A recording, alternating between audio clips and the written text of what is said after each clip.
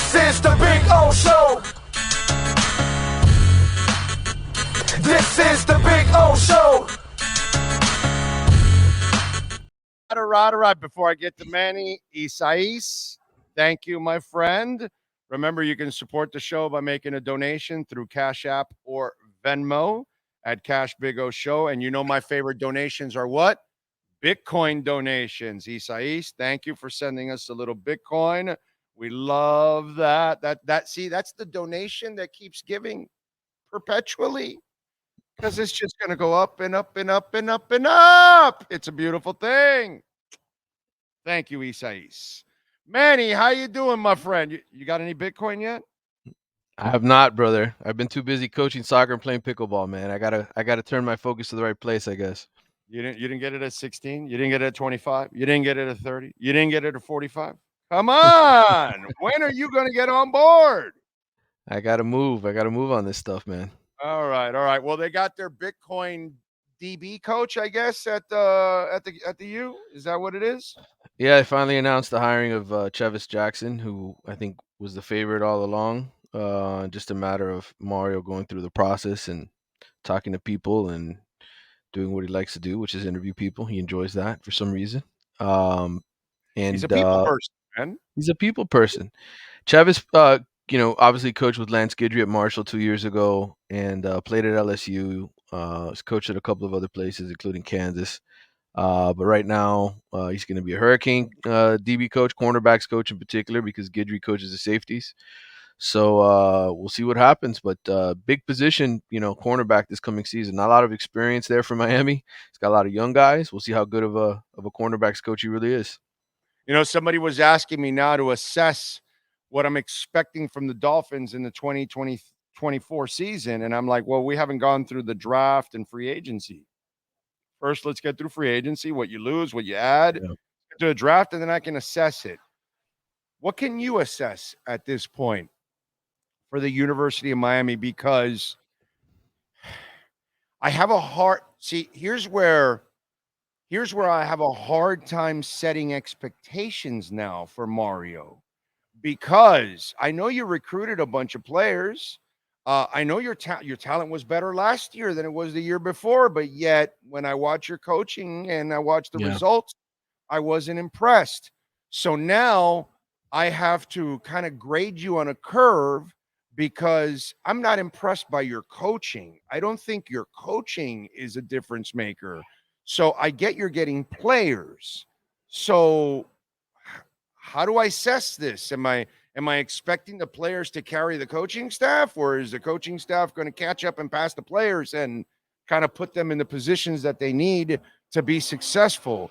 What do I do with the Canes football team? Because I have a hard time setting any kind of real expectations more than a 7 or 8 win team again.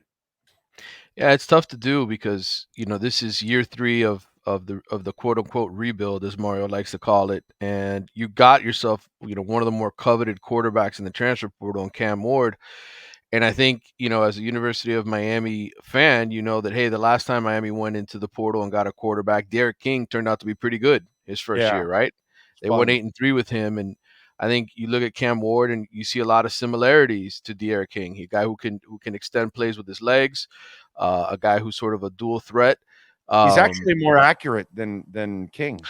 Right. But in terms of just what they do on the field, right? The fact it's not your traditional drop back passer, a guy that gives you a different wrinkle than what you had with Tyler Van Dyke. You have to think, well, you've improved there, right? You've improved in the quarterback room, and Tyler Van Dyke sort of wore out his welcome with the interceptions as the season went on. So you think you've upgraded there. I think you look at the offensive line, you say, well, that's still a very strong unit, right? So he's going to have time to throw the football. You look at receiver, he's got 2 of the top returning receivers in the ACC. So from an offensive perspective, right, you got Mark Fletcher, you've got some other guys in the backfield that were highly touted. You think, okay, maybe this is a better offense this year. Then you flip over to the defensive side and you say, well, you lost James Williams, you lost Cam Kitchens, who maybe, weren't superstars, but certainly going to get drafted in the NFL. They left the year early. That puts you in a hole in the secondary. You lose a couple of other experienced guys at cornerback.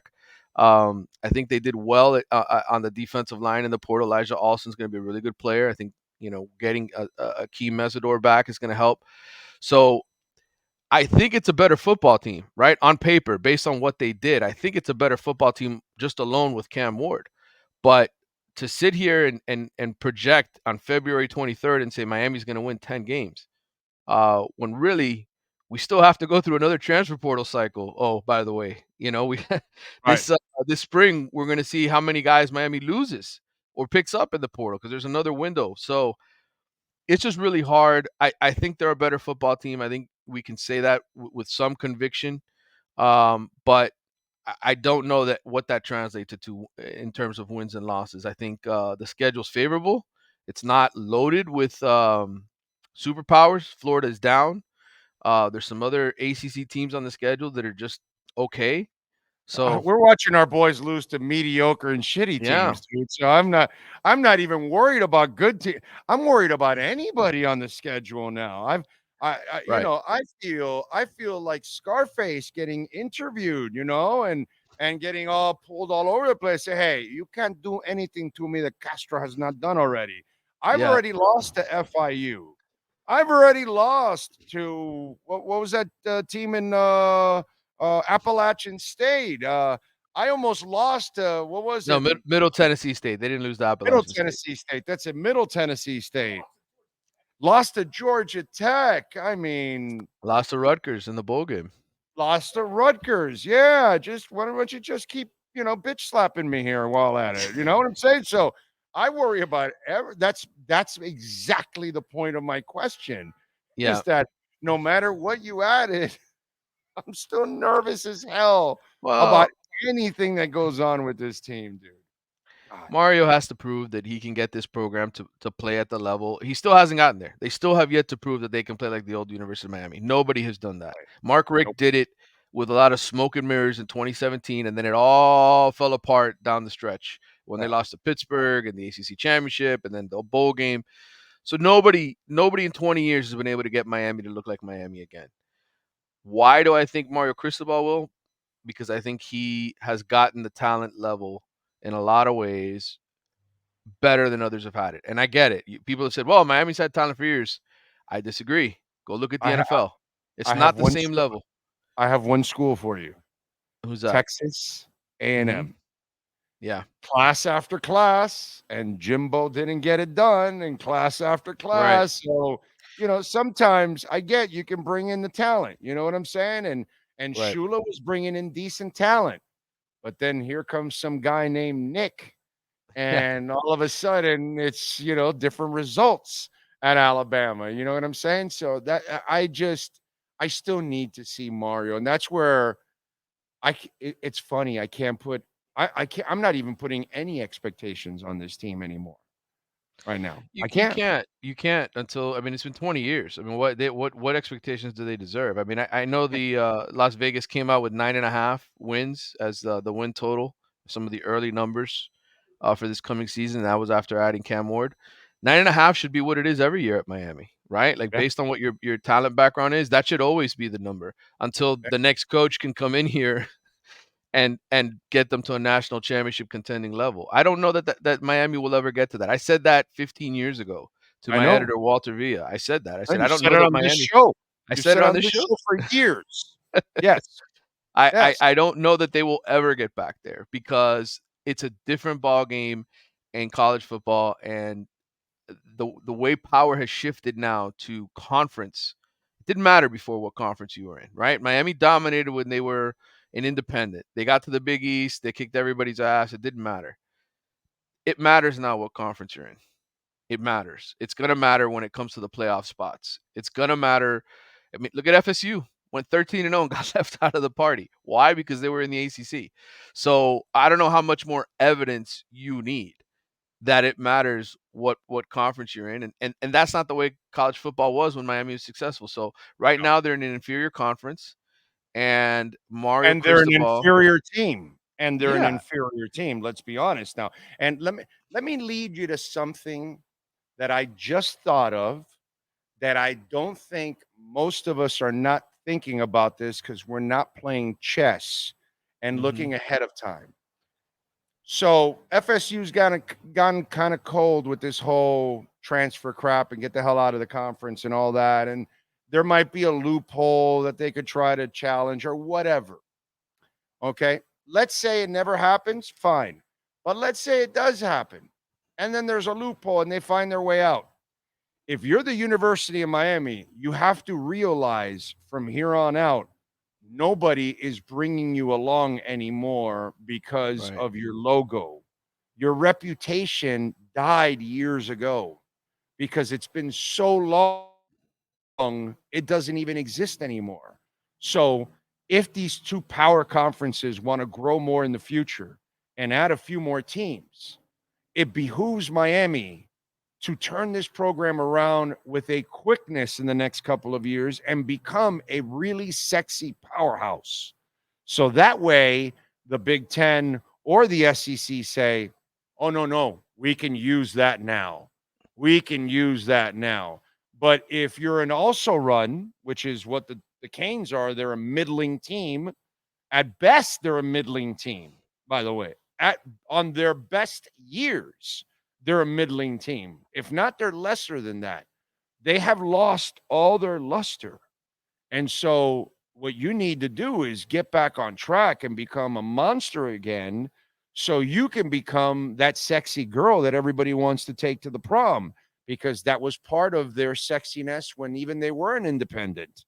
And Yep. it got to a point where, people were afraid to play them, but they still took them on because it brought ratings and it brought fans and all kinds of stuff. The use, that shit is dying for them. They really need to get back to being relevant so they can get to the big bucks again. Because if they don't get relevant, I don't know how they join the party of the SEC or the Big Ten. And that's why I've said, and I'm not trying to be over dramatic when I said this when Mario got hired, but I basically said if he doesn't pan out, this might be Yeah, over for Miami. yeah, It might just be done right. because I don't know that you can resurrect a program that's been dormant for that long, especially in the world that we're living in now, as I mentioned, where the That's SEC and Big Ten are at such a huge advantage. And once you fall out of it, there's really no coming back at this point. remember there wasn't big money. Right. Coaches weren't getting paid. There wasn't anything like what there used to be when the U was the U. Mhm. College football was nothing, bro. You could find coaches left and right. Now the up and coming coaches are scooped up right away and they're paid a boatload of money. And because of everything that's established now, you nailed it. The roadmap that existed then allowed a pirate to come out of anywhere and become you know, uh, everything. Now, an independent will die in today's world. It's just not going to happen for you, man. It really won't, and that's what makes, you kinda have to watch Notre Dame as well, right? Notre Dame for years has been able to survive on its brand name, but they also haven't won a national title in a long time either. Yeah, They've but they they've have the had network. They have the they've network had power. they've had the network, but they've also been very, very resistant to joining the Big Ten for a long time. Is that gonna change in the next 5 years? Oh, it I will. think It I will. think s I It, think so. they had the luxury of doing that. Right. Now the conference money has caught up and maybe even passed them. So Right. now they're going to then have to now they're going to have to get into the fold. But at the Mhm. moment, for decades, they didn't have to. They could be their own standing brand. Yeah. That's not going to happen anymore with what the Big Ten and the SEC are doing. It's too much of a power move, bro. Yeah, Too and much. and and this whole expansion now to 14 teams and the SEC wanting to have 4 guaranteed teams in the Big 10 and this is what they were plotting all along, brother. This is what it was all about. Yeah, It's shorten, close the size of the club, only let certain people in and those people share the money. So Miami's time is now. They need Mario Cristobal to get this thing rolling. Right now you have a lot of people who have invested money into Mario and the program and the getting these players here through NIL. Um, he's got to win. He's got to win. He's yeah, got to get this yeah, thing back. yeah. He definitely does, man. But by the way, are you're an Apple guy, right? Yes, Did you download Apple Sports? I have not. I Dude, got to you check should it out. download. you should download Apple Sports because you put all your favorite teams, right? And like, yesterday I like you see the app and I have, FAU, FIU, men's, women, UM, Nice. and it's all there. And then like if you want, you tap into the Florida Panthers one, the Canes, and all that, and it's actually really cool. And I ask you about this one, you should get it because everybody Yeah. should have it because you could control it. And every day you have just your local games, you have them all there. But your broadcast debut, my brother, talk to me. Yes. Thank you for bringing that up. Last night I called my first college basketball game for ESPN Plus with AJ Ricketts, who's super talented. He's only 31 years old, though. This guy is a rising star, grad. Works for FIU and is one of their play-by-play guys. Really, really talented. But he did a great job setting an old sports writer up to pretend to be a color analyst for 2 hours.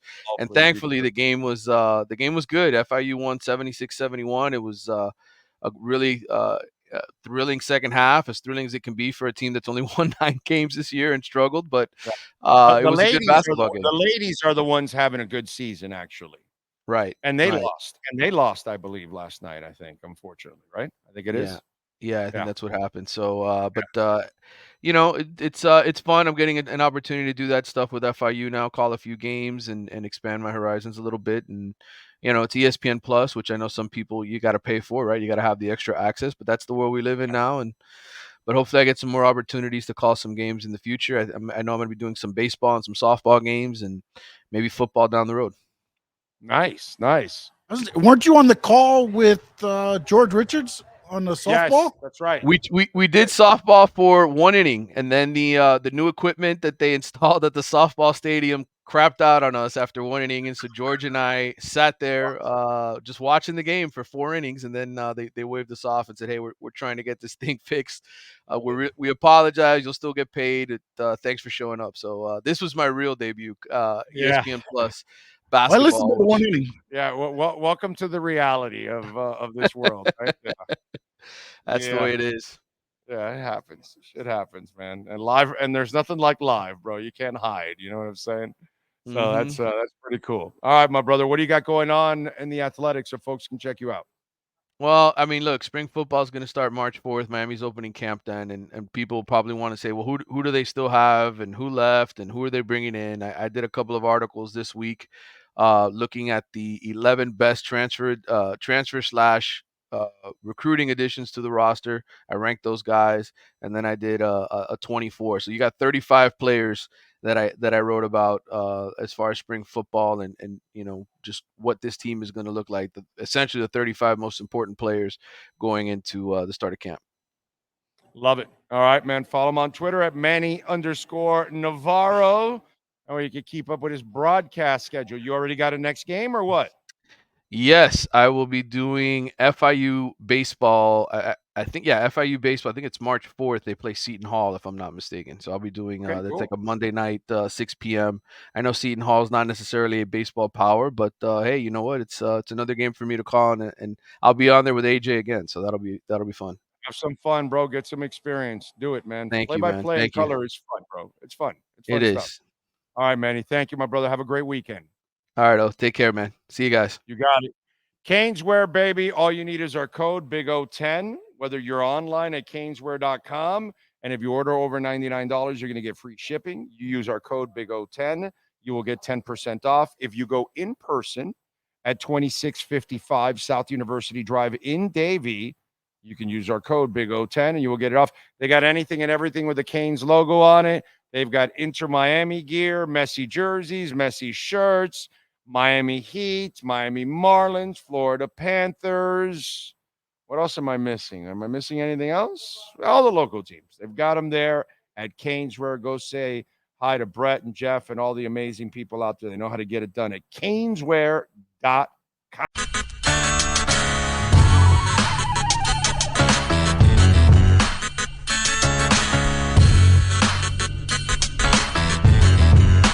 This is the Big O Show. This is the Big O Show.